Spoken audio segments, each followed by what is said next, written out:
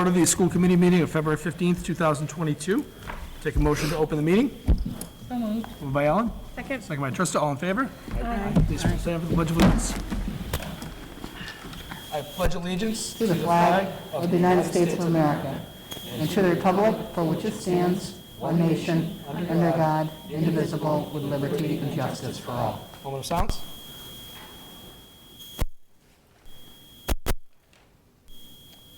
Thank you.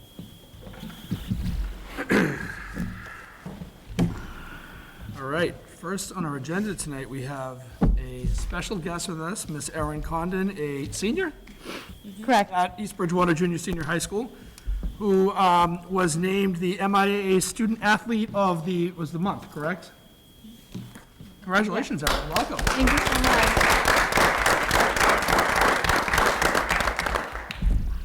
Superintendent, do you have anything to add about Erin? I don't think there's a nicer young woman in East Bridgewater Public Schools. I think she could carry the torch for that, and I think that young women and men could emulate the type of person and the character that she brings to not only the court, but her classroom. She is a fantastic young lady as a person, as an athlete, and as a student here at East Bridgewater, and I wish her the best of luck this year. I'm not sure if Mr. Clements has anything he'd like to add. So there was a presentation last week.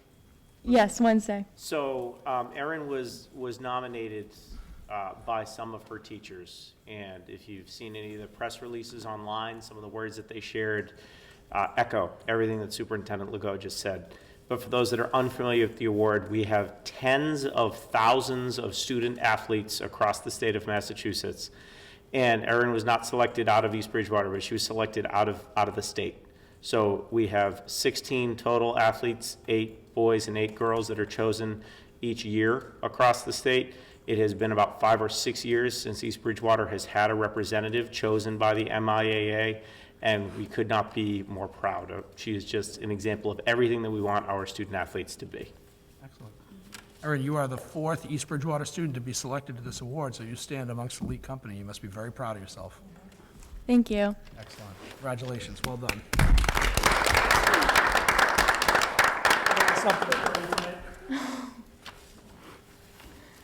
Thank you so much. I noticed you brought notes. So.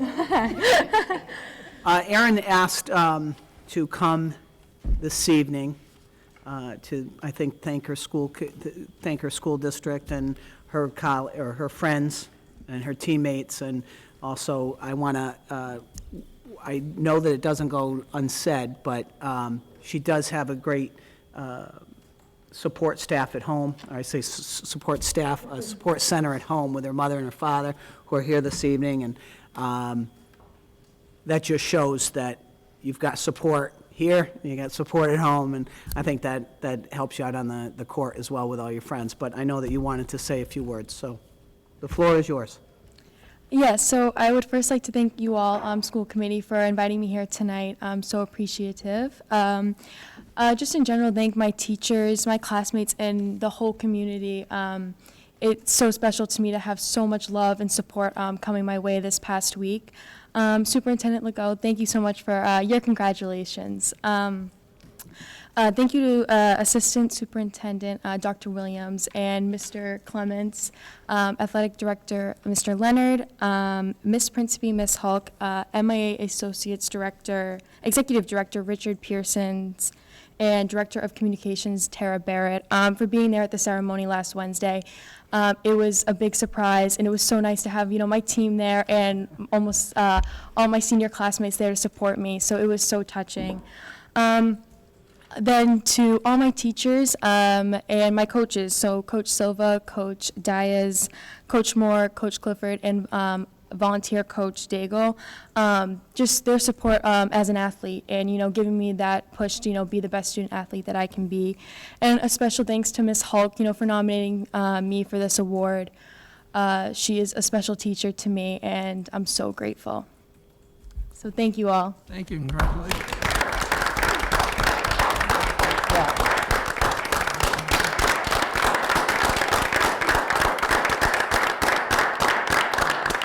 Erin, can we get a quick picture with the committee? Yeah, of course. Excellent.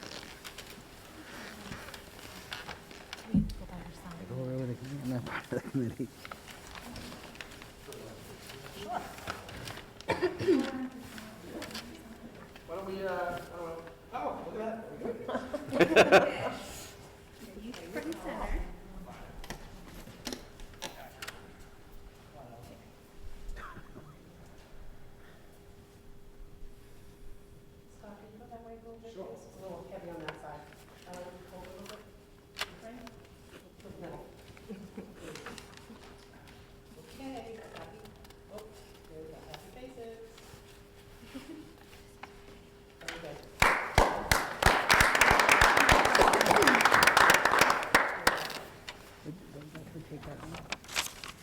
Wish you the best of luck, and I hope you enjoy the rest of your senior year, Erin.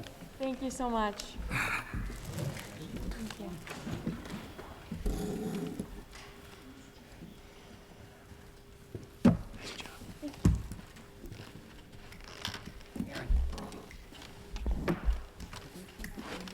All right.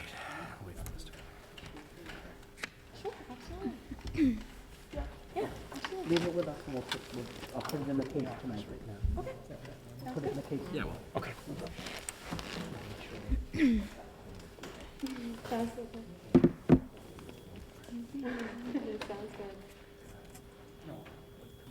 All right. Next on our agenda, we have time set for a report from the East Bridgewater High Junior Senior High School Student Advisory Council Representative. Ms. Schrader, how are you? Good, how are you? Lucy, I don't know how you're going to come in after that one. I know. And that's one of your classmates. I know. I was like, excuse me. I just wanted to congratulate Erin again. She is one of the best classmates I have. I've known her for so long. Just she's so deserving of that, and I'm just so proud to see how her hard work has paid off. Sweet. All right, I'll just jump right into the Central School. So at the Central School, the past week and today, the kindergarten celebrated their 100th day of school, which is a big festivity at that school. Grade 2 students are donating gently used books that they may have outgrown to support a literacy and kindness project coordinated by Miss Heavy and Miss Fleming. The mini acceleration academics started back up this week, and sessions are held on Monday and Wednesday afternoons and Tuesday and Thursday mornings. Waterwise classes are Mrs. Rocher's and Mrs. Monroe's, and these sessions will run through March 24th. On Thursday, Mrs. Byrne and Mrs. Nichols will DJ lunchtime, and students will have a school-wide pajama day to celebrate exceeding the PTO fundraising goal of $40,000. The school raised $53,000. That's exciting for them. And the Mitchell School, this month they've had daily recognition of African Americans on their morning announcements, and that's also been at the high school as well. The Mitchell PTA hosted a successful cupcake fundraiser, and they're looking forward to the mini acceleration program to be held over February vacation. At the high school, just another shout out to the senior class hosting a hypnotist event. It is school appropriate. It is on Thursday. Tickets are $15, and it will be an exciting time and a good way to support the senior class. The March dance is on March 4th. It's 9 through 12, and that's also a fundraiser for the senior class, so make sure high school kids attend. March Madness is heating up, and we're having a Cupcake Charlie's fundraiser, so make sure to ask your students about selling cupcakes, and there's a challenge. So whatever grade sells the most cupcakes, there's going to be surprises. The boys' hockey team and the boys' basketball team need 2 more games to win to be in the playoffs. Girls' basketball is ranked number 7th in the state. 12 boys and 1 girl for the track have qualified for state, which is on Friday night at Reggie. And spring athletics start on March 21st. we have the Unified Basketball Jamboree on March 14th, which will have Carver and Abington. Shout out to Officer Connor for School Resource Officer Day, which is today. And lastly, the guidance counselors will begin meeting with students to build schedules for next year, starting with juniors. Thank you, Lucy. You're welcome. That's all I have. Thank you. Well, you put a lot of effort into details. That's appreciated. Yeah, I mean, I It say gives a what good they give me. That's great. Yeah. Thank you, Lucy. Do you reach out directly to the principals at Central and Mitchell? And- Yeah. All right, Yes. excellent. Yeah, they Thank you tell so me. much. They tell me what they think is important. That's great. Yeah. Absolutely. All right, Superintendent's Corner. So I'm going to go quick. Sure. You have the Reed's capital plan. Yeah. I sent you a slide presentation that Executive Director Teresa Craig had sent out to us. I have seen it. Myself and my colleagues have gone over their capital plan. The Reed's needs it. We built it, or did not build a new building. We leased a new building, taking that over, and we just need help on it. We're going to sell the other building. We think we're going to lease it or sell it. We needed a lot of help at Reed's. Reed's has been a tremendous asset to the district. I support the increase. It'll be, I think, about a 4% increase to our budget for us to send students there. However, if you haven't been to the new building, it is tremendous, and we just need to unload some of that other building and maintain. So the 4% increase of our contribution to Reed's, not Yes. our budget? No, I'm sorry, the contribution, yep. Okay. And every school committee that works with Reed's has to separately approve? Yes, yep. That's why, and I sent you her, instead of doing it here this evening, I just sent it to you, and it's in the notes. I want to try to address the action items as we're Yep, I've going got- through. Oh, sorry. I didn't Oh, know. sorry. We're done. Go ahead. All right. Are you ready? Are you done with Reed's? Yep. So let's address that. Are there any questions for Liz about the Reed's capital plan approval? No. All right. I'd like to make a motion that we approve the Reed's capital plan as presented to the committee tonight. So moved. Moved by Ellen, Second. second by Trista. All in favor? Aye. Thank you. And then I'm going to, I yield the floor tonight. I know we get about a 10-minute presentation, or 10-minute presentation by Mr. Clements, just to let us know about NEASC, Yep. where he is in the process, or where the high school is in, junior, senior high school are in the process. Dr. Williams, take over about 5 minutes, just to talk about the strategic plan, where we are, where we're moving. We've done our end as administrators and working at the school level. We'd like it to go back out to the stakeholders again and have that discussion. And I think we're going to ask for a date on that. Okay. And then when we come back around, I'll bring up COVID. Sure. Okay, Aaron, and then we'll come back around. So, Mr. Clements, you want to come up?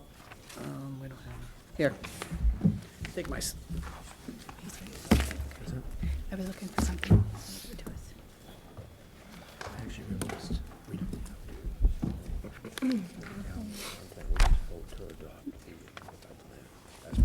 So we don't have two votes, we have one. Okay.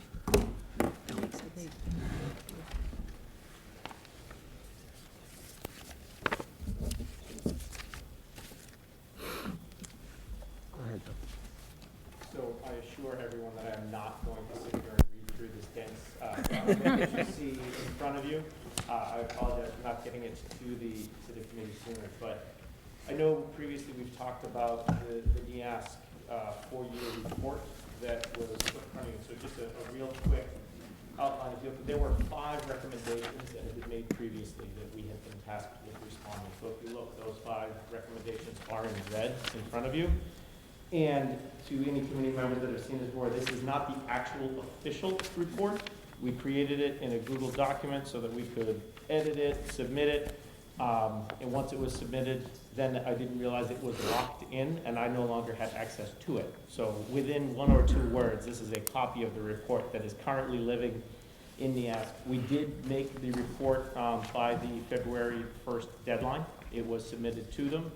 Previously, about a week or 2 ahead of time, The NIASC staff, specifically Kathy Montagano, who I was communicating with directly, was very helpful, very willing to work, and we had submitted a draft. She gave us a little bit of feedback, and then we submitted it. So at this point, we have not yet received an update from NIASC in terms of where we are. No?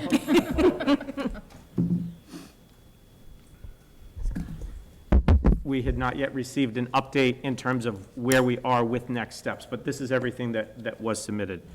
And basically, we needed to talk about the process that had been, the data gathering process, and the short version is, and I shared this with our instructional leadership team at the junior senior high school, I had shared this with Superintendent Legault and Dr. Williams. As someone who has been lucky enough to be in this district for a year and a half, it made me incredibly proud.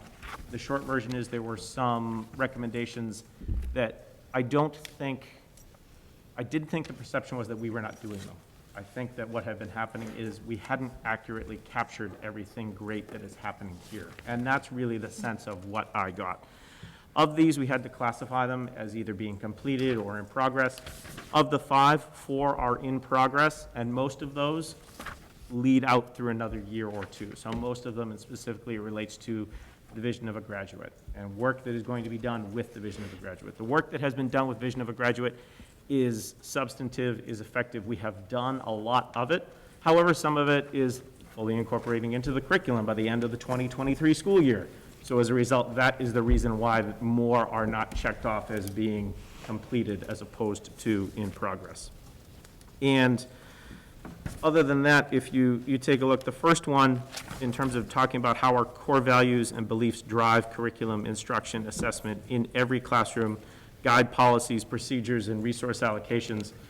Someone said a little bit tongue-in-cheek to me, so all you need to do is figure out how our core values drive every single thing that we do, and then just capture that into a report. So we highlighted a lot of areas where we have put professional development time, where we have put professional development money. We talked about the work that has been done with Carrie Stack, an outside consultant who has come in and worked with us at the administrative and at the district level. And then the second one talked about the vision of a graduate, which started with the district-wide implementation of the team. Ms. Clifford is one of those members who was on the team who has been working, throughout the course of this year. And again, I'm just kind of trying to highlight a brief synopsis of it. I'm happy to answer any questions. The third one is a classification of the work we're doing with our curriculum. Our curriculum work should have been written in a common format that includes essential questions, skills, instructional strategies, and vision of a graduate. We're there with the exception of the vision of a graduate, which is still happening. It just takes a little bit of time. That's a perfect example of capturing the good work that has already been going on. Frankly, it was happening before I got here. It is continuing to happen now that we are here. Dr. Williams and Ms. McPartland have been instrumental in terms of capturing that curriculum framework, making sure that it's there. We've got annual curricular review cycles. I'll be honest, that stuff excites me a little bit, so I didn't mind diving into it, and it's fun to talk about teaching and learning. It doesn't excite everyone, and that's okay, but there's a lot of work that has been done there.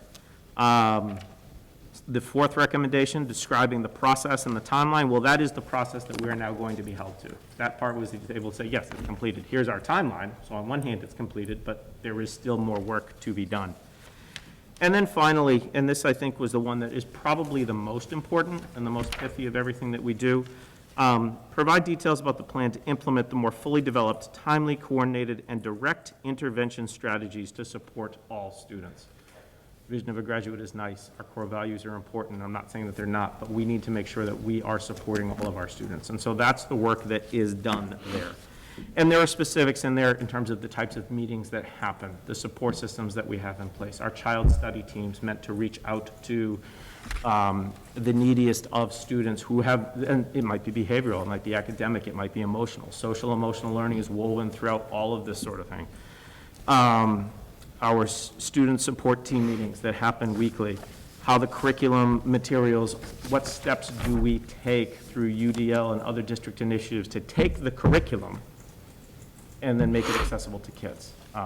It usually resonates. Once in a while it's unpopular, but I hold a firm belief our job is not to teach the content. Our job is not to teach the material. While that's important, our job is to teach the students that are in front of us. And I think a lot of that work here has been captured. I'm cautiously optimistic that NEASC will like what they see, and in the event that they do, or if they don't, I'm sure that we'll hear about it at some point, and then we will be tasked with what the next steps are. There is a natural 5-year report that is a little bit more robust that is due to be submitted on February 1st of next school year, so we will be talking more about this in the time to come, but that's the bird's eye overview of everything that was submitted in front of you. I just want to say, it's really nice to see such specific details about the vision of the graduate laid out here. I've heard a lot in the last 18 months about the vision of the graduate, but have not seen anything in writing or any coherent plan for what that was going to look like. So this really looks, it sounds great. I mean, I was really thrilled looking through it. And we're also, it's not in this report yet, but we're pretty excited about some of the actual visuals when you talk about the 5 Cs of the vision. And we did have some fun with it, like the Vikings sailing the seas Yeah. and what you're going to see. I don't want to overpromise and underdeliver, but I think there's going to be some pretty cool visuals coming at you in the next few months too. We've got great. some of our students and staff hard at work with that also. And I noticed you noted in here the Viking block about being an intervention strategy, and I think you really need to highlight that. I know you weren't around when that schedule was first brought into town, but there was a lot of consternation about what the Viking block was going to be and how it was going to work. And, you know, I've supported this schedule and this model since it was brought up, and it's really nice to kind of see that period evolve and you know, talking to some parents and some kids about how it's used. It's great to see, so. And frankly, I think while it's meeting that purpose, I think there's even more potential too. Like, there is that outlet through additional intervention strategies. Either new strategies or waste strategies can be improved, and we're fortunate enough to have that time in that schedule. And we continue to take a look and try to take as much advantage of that as we're able. It's great, thank you. And thank you. I mean, it feels like we've been moving towards this in stutter steps for so long.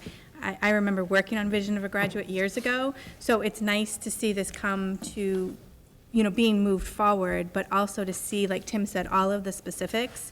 And as a parent, I think the last page, all of the different, the intervention strategies, and noticing how a lot of them involve peers, you know, opportunities with peers. So I think it's really well thought out and great things to come. Thank you. Like I'm the only person in front of the microphone, but I'm speaking for hundreds of people that have played a part in this, staff, students, and everybody leaning towards it. It really does take a village.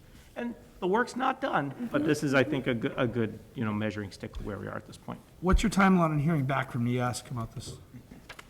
I'm hopeful that it would be within the next few weeks to a month. Okay. I'm really not sure. I do know that every time I have picked up the phone, I have Kathy Montagano's cell number. She's called me. She was driving through upstate New York at one point. Frankly, since I submitted it, I kind of have taken a little bit of a step back and haven't reached out, but I know that they're always there. And I would hope that if there are additional expectations that they want from us to put into place for next year's report, I would like to hear that sooner rather than later so we can start planning. Great. Liz, will you update us when they hear back? Because I know that's been kind of a thorn in our side for a Yeah, while. I was just going to say, I, for one, am, you know, very happy. I did receive a telephone call. I don't tell Bill everything, but I did hear that it was submitted, probably before he got to me, to tell me that it was submitted and uploaded and ready to go.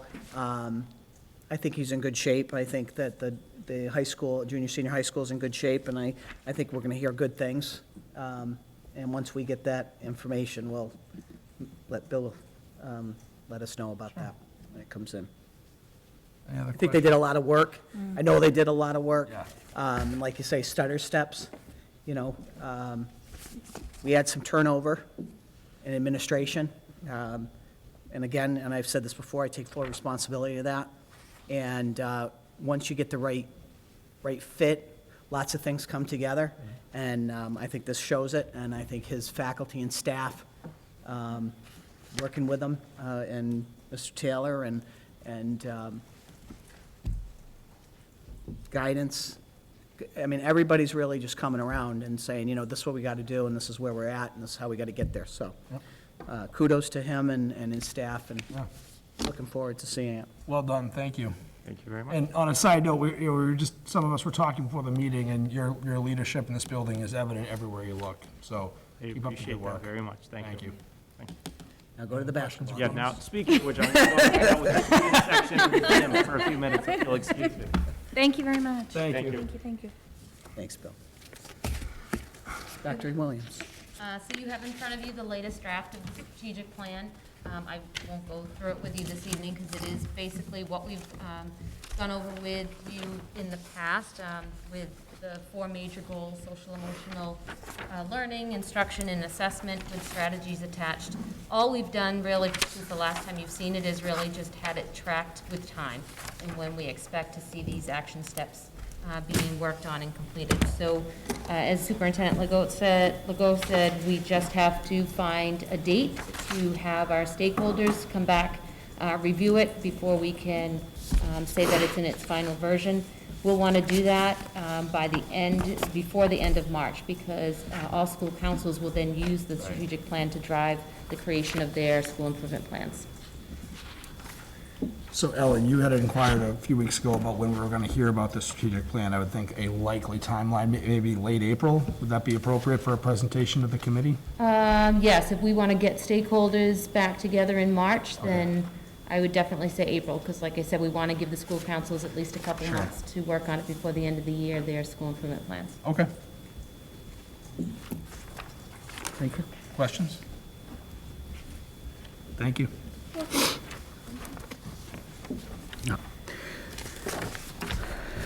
I think the moment that we've been waiting for has come. Last week, the commissioner called a quick meeting and told us that he would be rescinding his mask mandate for schools.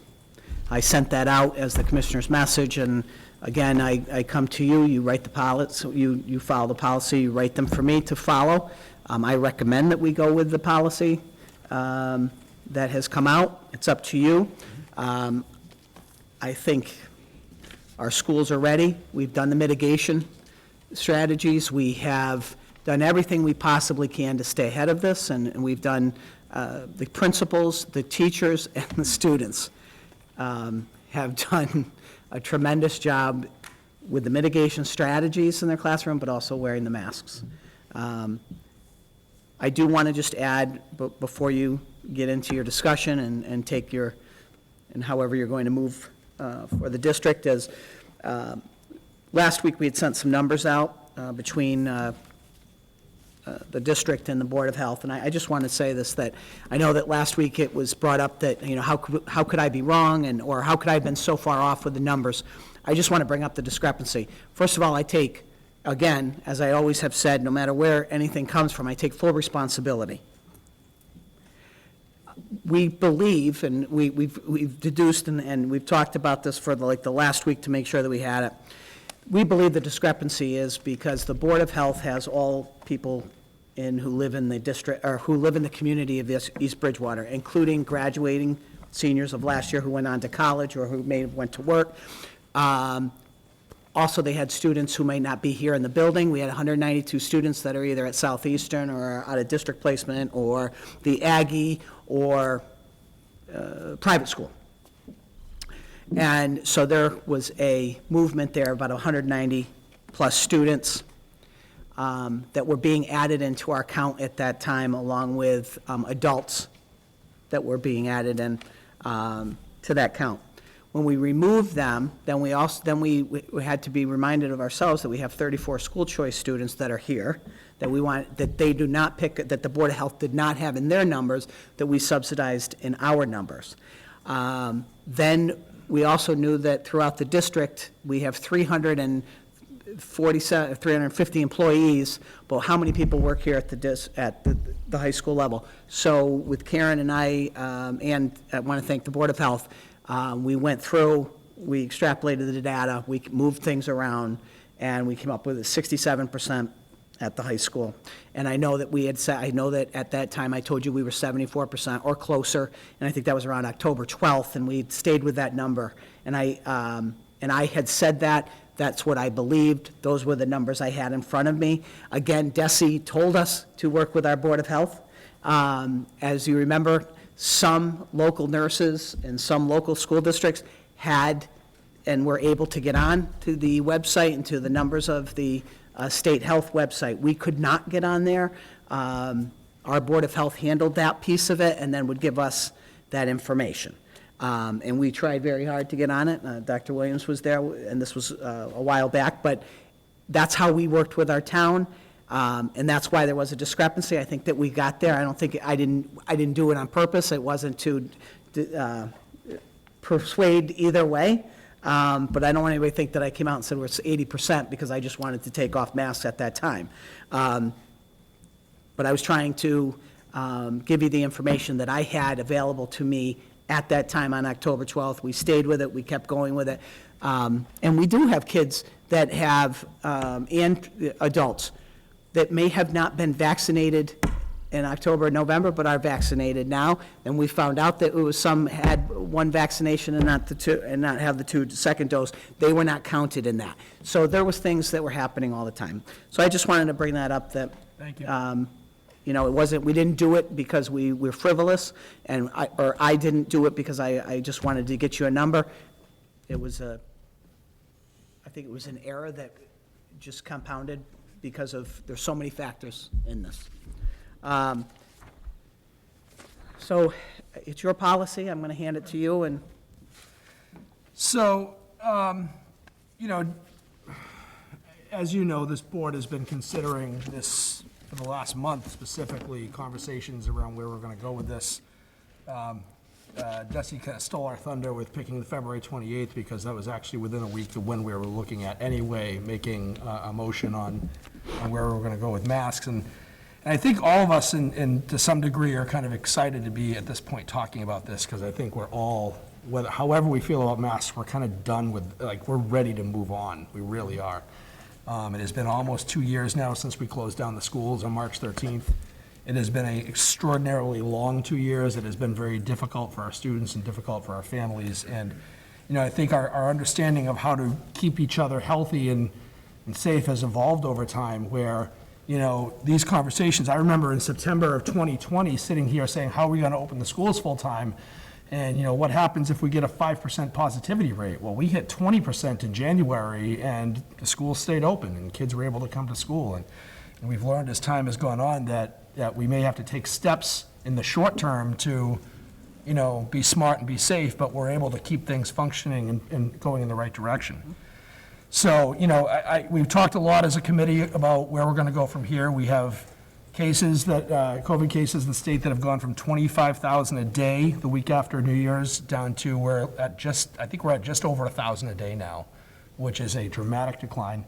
Positivity rates are in the decline. Spring is coming up.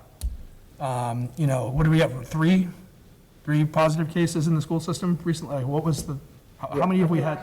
In the last week? Three. From last Wednesday to today, 3. Yep. So, you know, if you're going to ask yourself, when is the time to start, you know, taking the next step on returning to normalcy, I can't think of a better time. So, you know, the state put out their removal of the mask mandate, you know, consulting with our attorneys about what's prudent in terms of functioning of the school and liability versus what helps keep the school open and accessible to all students. So you have in front of you a proposal for a modification of our mask mandate. And typically anytime we change a policy, it would go through policy subcommittee. We're kind of on a time crunch here. I don't wish this to go on for another 2 weeks. So to kind of circumvent that process, I'm just going to read what the proposed modification to the policy is, and then if there's any discussion or questions, we can go from there. The East Bridgewater School District is committed to providing a safe environment in schools during the ongoing COVID-19 pandemic. Maintaining a safe environment is critical to the district's ability to ensure students remain in a full-time classroom learning environment. According to public health experts, one of the best ways to stop the spread of coronavirus and to keep members of our school's community safe is the use of face masks or face coverings. Therefore, in accordance with guidance and recommendations from the Center for Disease Control, the Department of Elementary and Secondary Education, and the Mass Department of Public Health, the following requirements are in place until further notice. A face covering that covers the nose and mouth is strongly recommended to be worn by individuals even when social distancing is observed. And that key phrase there is recommended. However, students and staff who are returning from a 5-day COVID positive quarantine, for a 5-day quarantine following a positive COVID test, must follow strict mask use other than when eating, drinking, or outside, and conduct active monitoring for symptoms through 10 days of exposure. So for the first 5 days after returning from a 5-day quarantine when you test positive, you must still continue to wear a mask in school. Masks will be required in all school health offices. And lastly, by federal public order, all students and staff are required to wear a mask on school buses. That is not something we can touch right now. There's a federal order. So it is in here simply for informational purposes. But when the time comes when the federal order is lifted, that's something that we can consider as a committee. So that is the proposed policy, which would take effect upon the lifting of the DESE mask requirement on the morning of February 28th. So our students would be able to return to school the Monday morning after February vacation and choose whether or not they're going to wear a mask in school. Pre-K through 12. Pre-K through 12, all grades. We can take a motion and then have discussion or questions afterwards. I would take a motion to accept the amended face covering policy. Moved by Ellen? Second. Second by Amanda. Discussions or questions? Seeing this, the only thing, and I know it's recommended. Yep. I personally, I don't embrace that particular part. Only because at no point during this were our schools or our kids at risk. So yes, it's recommended for individuals who are at high risk, but our kids just aren't. I just struggle with that in there, and I just want to go on the record as saying that. Okay. Is it enough to make you want to change the policy? Because we have a motion that's been Yep. acted on and seconded that we should vote on. But if it doesn't pass, would you want to consider change in language? I don't think we need to change language. I mean, it just says strongly recommended. It just, I just struggle with how it's in there. Strongly recommended, just to be clear, carries no connotations of requiring or pressuring or, anything other than, supporting students who want to wear masks in Oh, school. of course, and I think it should be a choice. I think it should have been a choice from the beginning, so. Okay. Any other questions or comment? From the committee, sir. Public comments coming up afterwards. Before you vote, right? No, we're actually about to vote in just 1 second. Well, when am I going to ask a question before you vote? We have public comment coming up later in the agenda. You got to take a vote, and then I can ask a question? Yeah, they don't really actually, All in favor? Wait, hold on. Sir, You can't be that dismissive, though. public comment comes later on the agenda. But it doesn't make any sense. You're going to take a vote, and then we're going to ask a question We after? frequently vote on a lot of I'm different sorry. issues. I can't hear you. We frequently vote on a lot of different issues, sir. We have whatever we want to say, we're willing to hear when we come to public session, public But then comment. it's too late, though. You already voted. I'm sorry? Then it's too late because you already voted, Correct. right? Correct? Correct, yes. So I can't talk. You are welcome to. Vote. I'm going to talk later. We don't open up individual items for discussion every time we're ready to vote on them. No. Well, I sent an email to all of you, and only one person responded. That was Trista Higgins. No one responded. Stephen Cleary, by the way. You never responded. So we'll have public session, and you're welcome to speak. After you vote. Yes, sir. That doesn't make any sense. All in favor? Aye. Aye. All opposed? I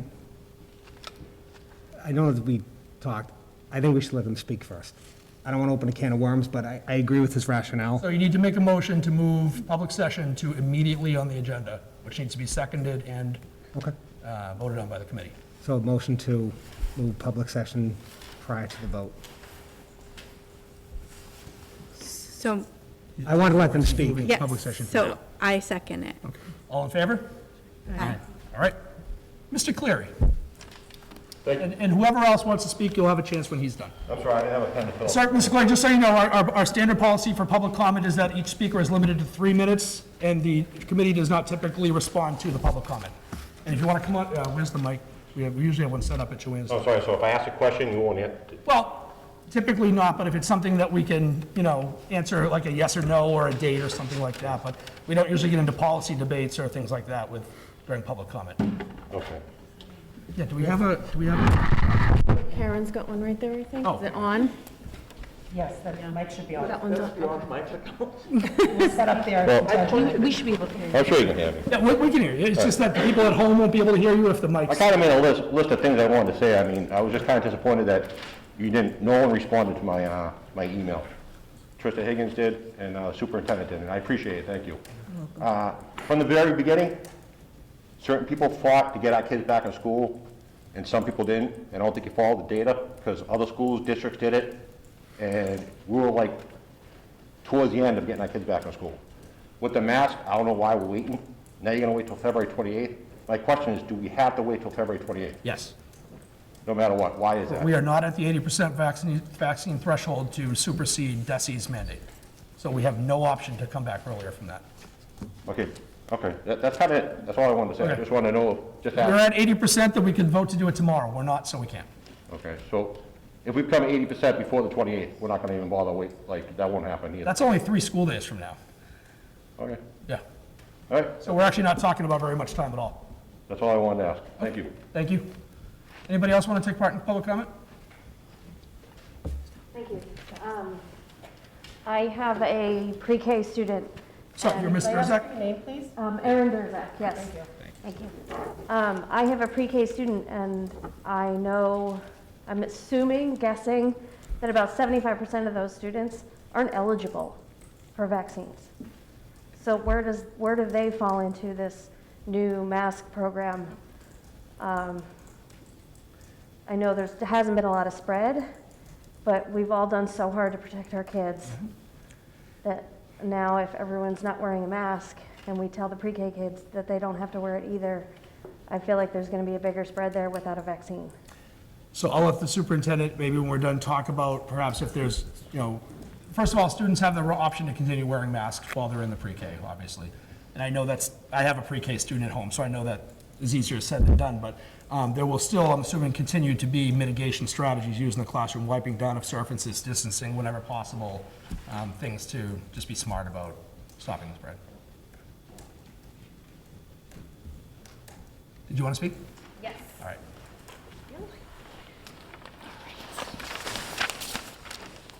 So my name is Colleen Glidden, and I have 3 children, 2 of which currently attend East Bridgewater Public Schools and 1 scheduled to next year. I also work as a classroom teacher in a neighboring district, so I have been able to see things from both a parent and teacher perspective. I am here tonight because I plan to hold each and every one of you accountable for what you have done to my children and all of the parents and children of this community, that the woman being exactly what you've done. I will be the voice for all parents and teachers out there who feel defeated by all the nonsensical measures you have implemented in our community with no data to back these decisions. You have dismissed our concerns and silenced us long enough, and now we will demand answers. The parents of East Bridgewater, whether they are for masks or against masks, deserve to know what the district was basing the current school mask requirements on. Whenever I ask this question, the answer has always been, this is what I've been told to do.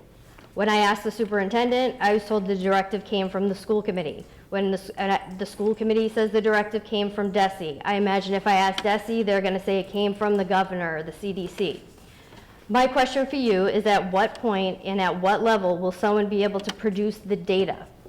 Just so you all are aware, and everybody in East Bridgewater, that I have also contacted the East Bridgewater Board of Health, and they, for the data, and I have yet to receive any from the Board of Health. Okay, I find it stunning that not one of you have taken the time to look at any of the data for yourselves before implementing a measure as drastic as covering the faces and muffling the words of our children and teachers. I think it's safe to say that the district blindly went along with these drastic measures without careful consideration. Forcing my children to use a medical device which is under an EUA without their consent or mine seems to be unlawful to me. I could be wrong, but time will tell. Never mind the fact that not one person in the district can provide me with the initial data that was used to make the decision. I would like to know if the district has done any serious cost-benefit analysis. After 2 years of this and ESSER funding pouring into the district, there should be some data somewhere in the world showing that the benefits of everyone in our school wearing masks outweighs the cost. It seems that many people have forgotten how much of our communication is nonverbal. The masks not only muffle our words, but also hide the nonverbal aspect of our interactions with each other, which is an absolute cost. As a classroom teacher, I see this every day. Not being able to see somebody's smile is a cost. Not being able to see somebody's frown, which could indicate a problem, is definitely a cost, and one could argue that that's also a liability. Again, I want to be clear as to why I'm here. I am here to make sure you or anyone who will be replacing you in the future will never be able to do this again. As far as I'm concerned, and I'm sure that I'm speaking for many, all of you have destroyed the trust that we previously had in public schools. Allowing the state government to coerce families in our community to inject their children with an experimental mRNA gene therapy so they can take off their masks is unconscionable. And in the end, everyone will have to answer for your actions. You have failed our children.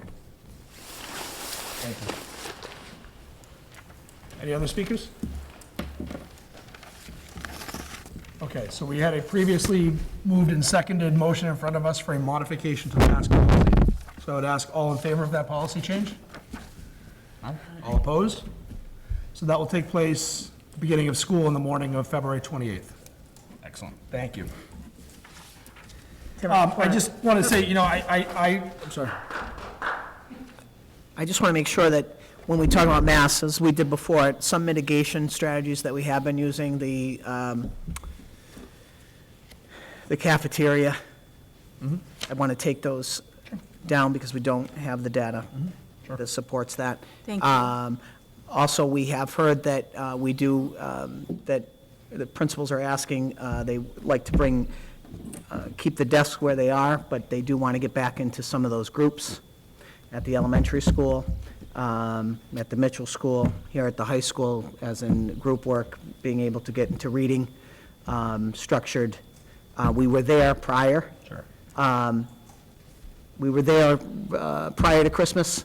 When we came back out of the winter break, we went back to those mitigation strategies. We haven't found either way that's been different. So, but I just want to make sure that your policy holds. So, I just also want to address, I think several of us committee members, myself included, heard from a group of different parents over the last 3 or 4 days that were confused about why the committee was voting. There was a communication that was sent home last week that I think was really unclear to parents about that it was local decision versus DESE lifting the mandate, still didn't make it a final step. So, I understand those parents' frustration with finding out that there was one more step. We had been discussing this for weeks before the commissioner announced that he wasn't going to extend the mandate. So, it ended up matching up almost perfectly in terms of timing. But I understand the frustration from people out there in the community, and I just, we're always working to communicate better, and I just think we need to make sure that they understand what everyone's role is in this. I think one of the issues, ever since we have been in COVID, whether it has come from DESE or the commissioner himself, I have sent those messages out to show you, because every school district in the Commonwealth was going to get them. Channel 7, I believe, knew we were in a private meeting with the commissioner. Within 5, we weren't even out of the meeting. I had my TV on because he said they were going right from his office. They were running over to the State House.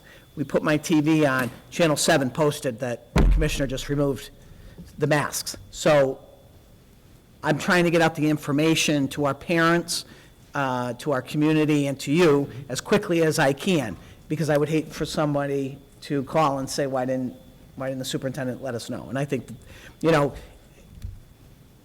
fortunately, there's a lot of hands going in this one, and everybody has, I guess, the piece of the pie trying to put it back together. But certainly, I understand what you're saying, but that's why, on my end. Right. One parent mentioned to me that maybe a final line saying all of this is still subject to the local school committee voting, and I think that's a great point, Somebody else brought up with me the idea, we've put so much time into, and now I have a mental block. What's Parent Square. Parent Square, thank you. sending home messages. You know, we had one parent reach out about the committee meetings coming up, and while I understand that parent thought that this was a specially scheduled Right. meeting, and it wasn't, it was just part of our regular business. I mean, maybe it might be a good, I mean, if we could send out Parent Square reminders that there's a meeting coming. I mean, and I understand, you're damned if you do, damned if you don't. There's either too much communication, not enough, but, I mean. So we post the meetings Thursday afternoons Yep. with the town, Yep. and it goes up on our website. Yep. I can certainly send it out. It's every second Tuesday of the month at 6:30. I didn't have my glasses on this morning when I did write my first email to that parent, and I did put 5 instead of a 6. I did write back and say, I'm sorry. I did have my glasses on, but we can certainly start posting it more places. We are looking for more marquees next year, as you know, on the capital project. We can start putting it on the marquees out in front to let people know there is a meeting tonight at 6:30. We have our public hearing in a couple of weeks, and we'll start pushing that. Great.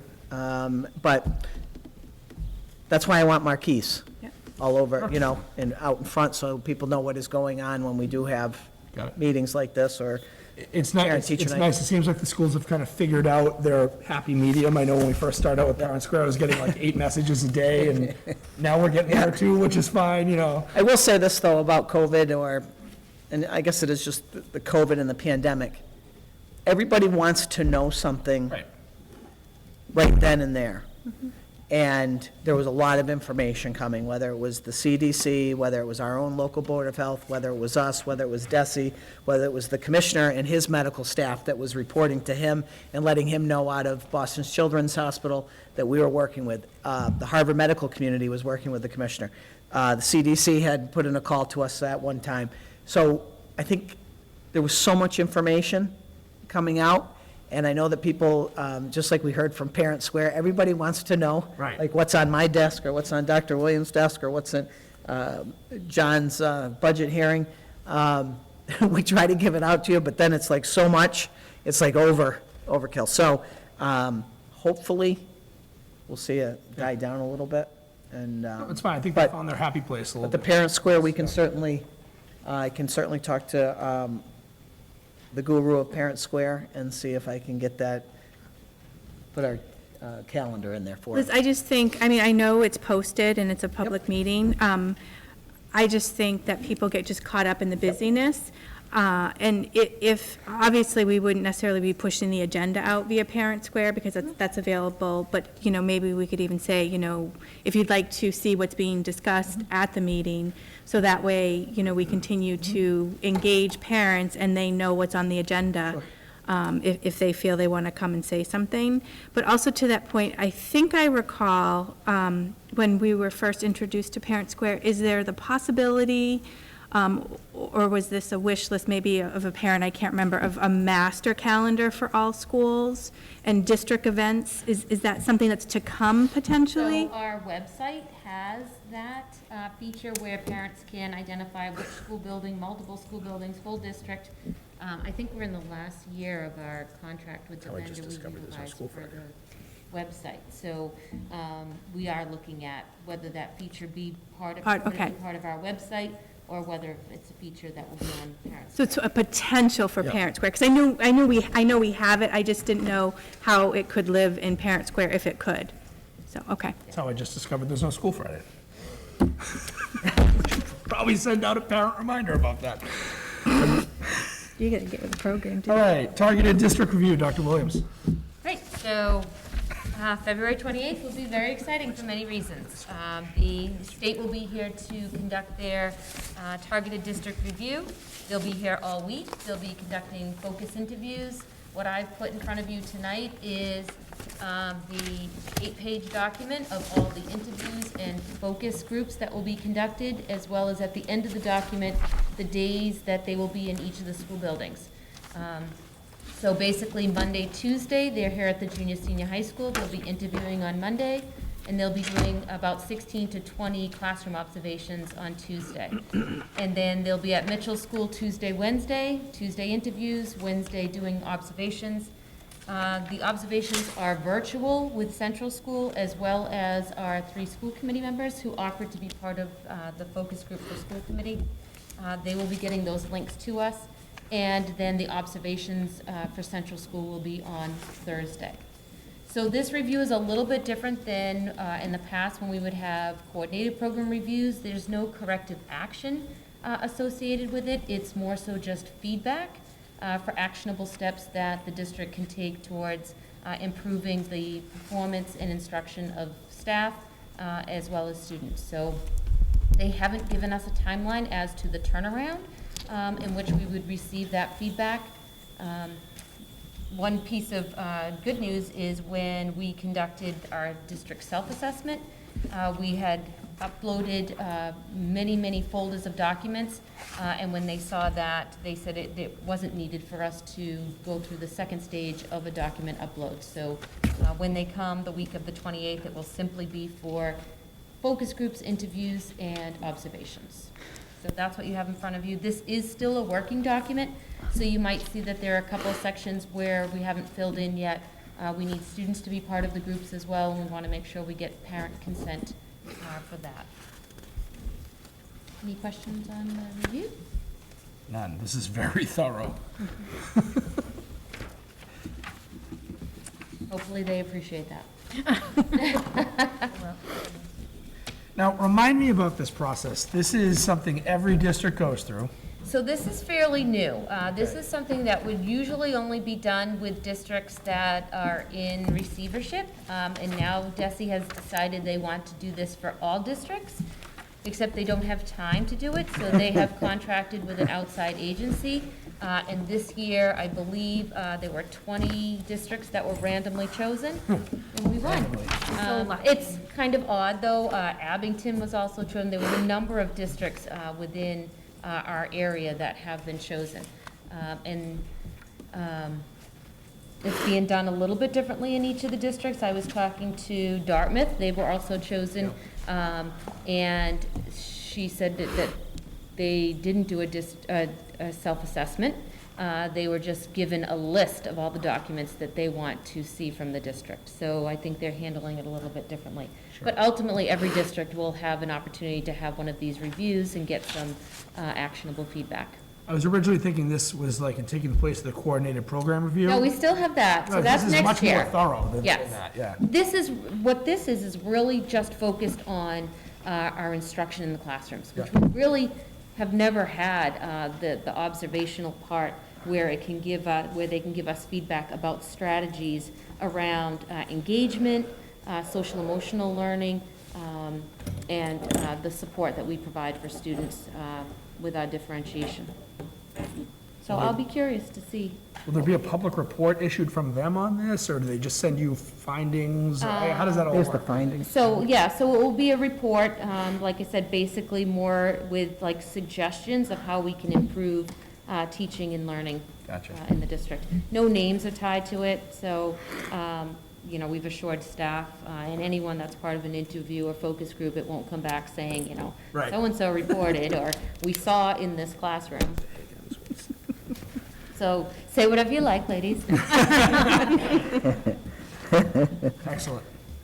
Anything else, any questions for Dr. Williams about this? Have fun. Thanks. Sounds great. Yes, yes. Mr. Shea, financials. So we had a budget subcommittee meeting tonight, which I think we're pretty close with the budget in the final stages.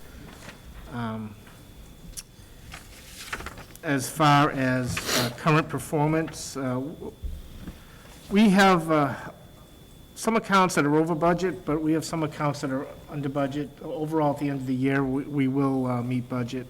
You know, accounts like transportation, therapeutic services are over budget. But special ed tuitions are under budget. At the end of the day, at the end of the year, we will be under budget for non-salary expenses. Right now, we have an available balance of the 3.3 million budget of 250,000. Last year at this time, we had available balance of 409,000. Salary of the $18,600,000 budget, we have an available balance of 9.5 million. Last year at this time, we had an available balance of 9.3 million. As you know, I project out on a bi-monthly basis the salary budget according to salary schedules. We will meet budget by the end of this year. Revolving fund balances, I gave you everything on one page this time. I'm trying to save paper because paper's going up so much. Revolving, I did double side. revolving fund balances, not much has changed from last month. We could see school lunch rebounding nicely from prior year. Circuit breakers at 500,000, and again, that will end up at around that amount at the end of the year, because I will be prepaying tuitions. School choices has been constant around that amount. Athletic revolving account, we've seen a drop there. And as I explained to the budget subcommittee earlier, we're seeing a higher low-income percentage, free and reduced, so with our children. So, those free and reduced students do not pay for athletic fees, so our athletic fees are dropping, but, as it should. Preschool has a negative balance right now. It had a negative balance last year at this time. It will be positive by the end of the year. And again, everything else is building rental accounts holding steady, busing accounts holding steady. Before and after care, lower than, at this time, lower than historical years, but, COVID had a lot to do with that. And our music, drama, and after-school activity accounts are still in a really good shape.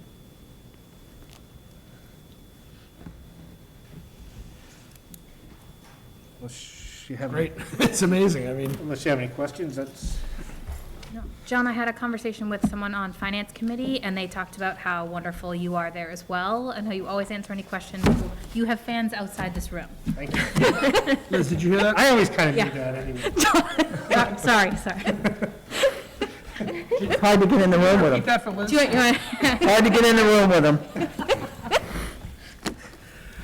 I continue to be impressed with our revolving funds as a, sign of our overall health of our district. It's excellent. Thank you so much.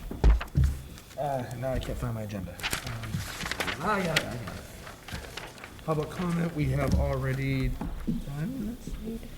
And action items, we're ready to move on. Before we go to action items, was there anything else? I don't believe so. I think you've took the air out of the room with the masks, so Okay. I think Are we sure? I think fine. Do we want to double check or? Were you here for public comment? Anyone else back there? Yeah. Does anybody want to? No, No? Anyone else here? Okay. Take a motion to approve the school committee meeting, school committee meeting minutes of February 1st, 2022. So moved. Moved by Trista. Second. Seconded by Ellen. I have a Yes. discussion. So on page 2 of the minutes, there are discussions from our COVID discussion in February 1st, the vaccination status and the COVID dashboard. We did not receive this in the meeting. We received it via email February 8th. So I just don't believe these should be reflected in our meeting minutes. Sorry, everyone. That's fine, just trying to find the minutes.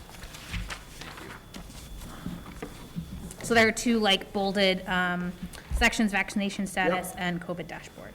So just those pieces.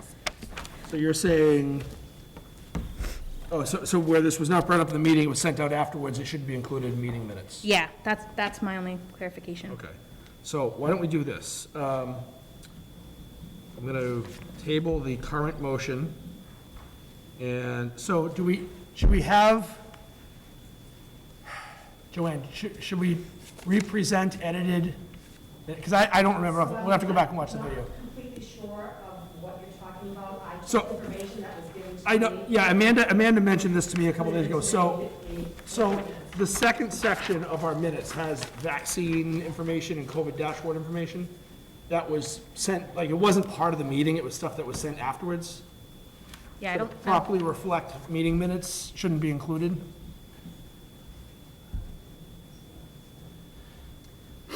So, Mrs. Cook is saying she didn't pass it out, but she verbally spoke on it at the meeting. We didn't get these numbers at the meeting. Yeah, I don't. Yeah, you did.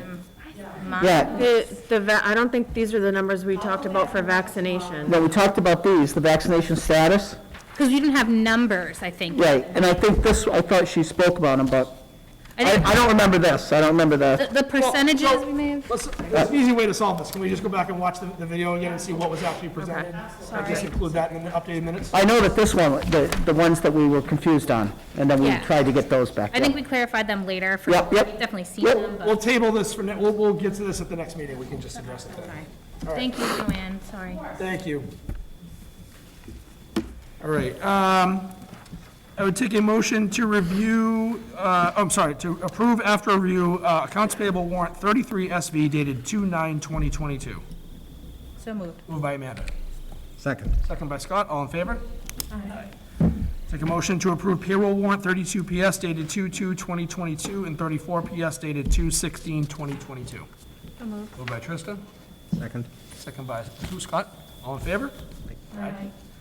Take a motion to approve the amendment to John Shea's current employment contract as previously had been disseminated to the committee. So moved. Moved by Ellen, Second. second by Trista. All in favor? Aye. Well deserved, Mr. Shea. Thank you. And I would take a motion to accept the very generous donation of a $100 gift card from a parent in Laura McPhee's classroom. Parent received the gift card from her employer and chose to donate it to Mrs. McPhee's class for supplies. Upon approval, the gift card will be used by Mrs. McPhee to purchase classroom supplies. Moved by Ellen. Second by Trista. All in favor? Aye. Very nice. That is very nice. Anything else for the good of the committee? Take a motion to close the meeting. Moved by Ellen. Second by Trista. All in favor? Good evening, everyone.